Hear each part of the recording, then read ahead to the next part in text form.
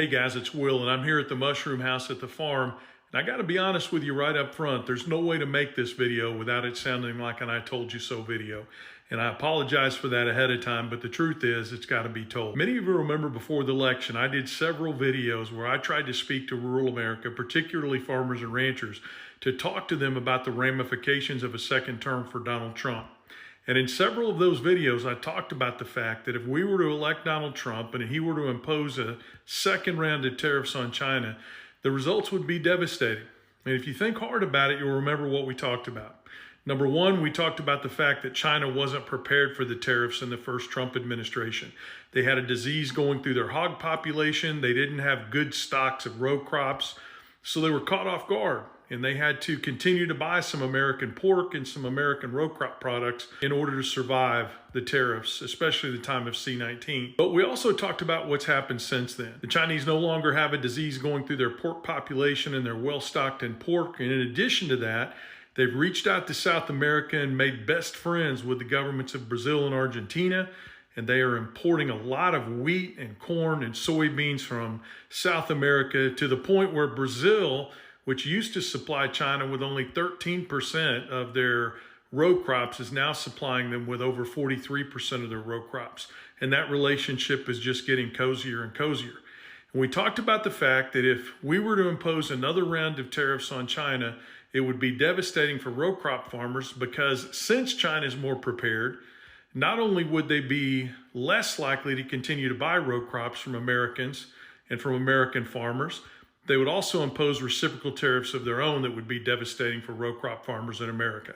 And guys, that's exactly what's happened. That's exactly what's happened. And again, this isn't an I told you so video, but it sure as hell is I wish you would listen video. Because on Friday, the Chinese told the three largest soybean distributors in this country that sell the beans that farmers raise in this country to China, you can no longer do business here. Your contracts are canceled, your licenses are canceled. In addition to that, they placed their own reverse tariffs on all different kinds of categories: pork, beef, corn, fowl, poultry. And remember what we said, those studies that have been done by the American Soybean Association, by the corn growers before the last election, that if these tariffs took place again, it would cost soybean farmers 37 billion metric tons of soybean sales to China and around the world. And with corn, it could cost as much as 80% of the corn sales in this country.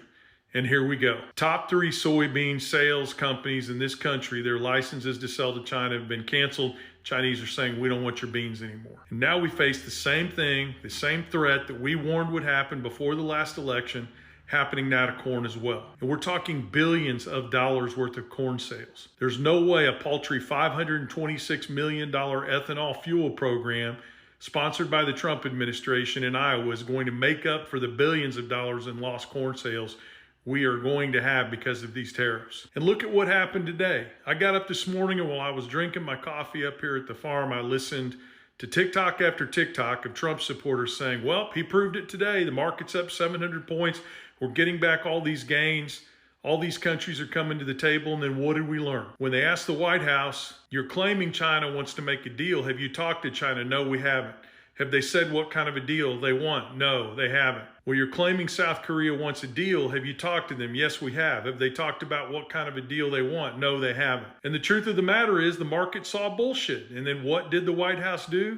This afternoon, they announced that they're going to impose 104% tariffs on China, and the market lost every single one of the gains that it gained earlier today, because there is chaos in the marketplace. People do not know how to plan for this, and this administration is woefully unprepared to do battle with the Chinese. I'm just telling you guys, this administration, when it comes to agriculture and rural policy, they're not playing chess, they're not playing checkers. They're sitting in the corner playing with themselves. There's no other way to put it, because everything they're doing from a policy perspective and an action perspective is failing.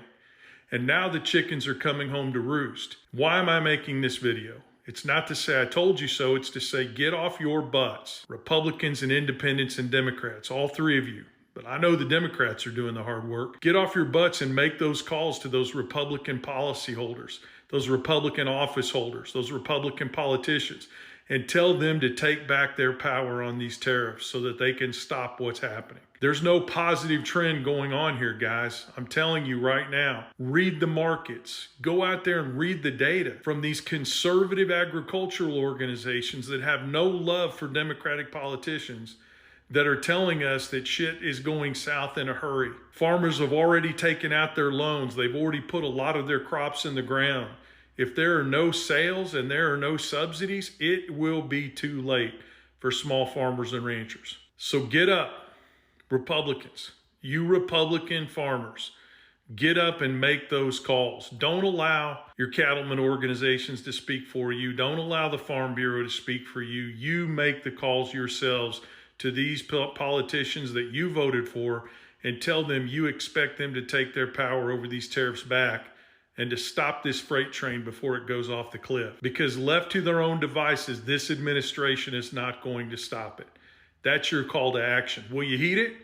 I don't know, but I hope so. Because if you don't, J.D. Vance and all of his friends at Acre Trader are going to make a hell of a lot of money come the end of this year when the harvest comes in and there's no place to sell it.